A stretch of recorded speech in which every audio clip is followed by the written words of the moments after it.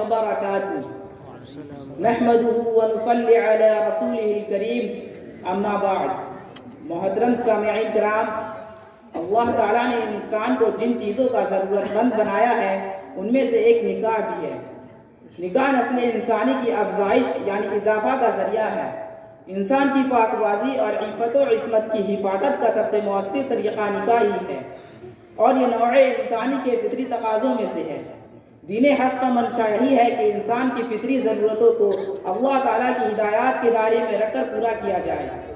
اسی لیے انبیاء کے ذریعے آنے والی ہر شریعت میں نکاح کو نہ صرف جائز قرار دیا گیا بلکہ اس کی حوصلہ افزائی بھی کی گئی ہے.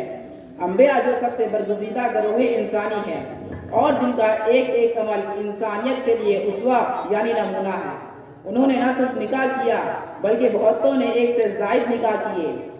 اسی طرح پیغمبر اسلام جناب رسول اللہ صلی اللہ علیہ وسلم نے نہ صرف متعدد نکاح کیے بلکہ نکاح کو اپنی سنت قرار دیا.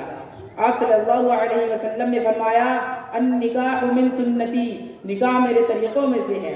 آپ صلی اللہ علیہ وسلم نے فرمایا جو نکاح کرنے کی استطاعت یعنی طاقت رکھتا ہو پھر بھی نکاح نہ کرے تو وہ مجھ میں سے نہیں.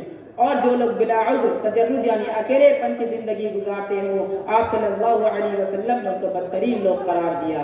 خود قرآن مجید میں بھی نکاح کی تلقین کی گئی ہے.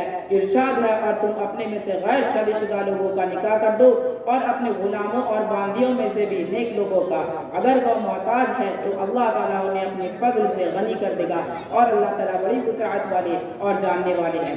اس آیت میں نکاح کی ترغیب دینے کے ساتھ ساتھ اس ذہنی گروہ کو بھی کھولنے کی کوشش کی گئی ہے جو عام طور پر نکاح کے بارے میں پائی جاتی ہے کہ اگر نکاح کر دیا جائے تو اس نکاح سے جو خاندان وجود میں آئے گا اس ضروریات کیسے پوری کی جائے گی. اللہ تعالیٰ نے فرمایا کہ اللہ تعالیٰ نکاح کی وجہ سے انہی غنا سے سرفراز فرمائے گا اور ان کے رزق میں وسعت پیدا کرے گا. السلام علیکم ورحمۃ اللہ وبرکاتہ.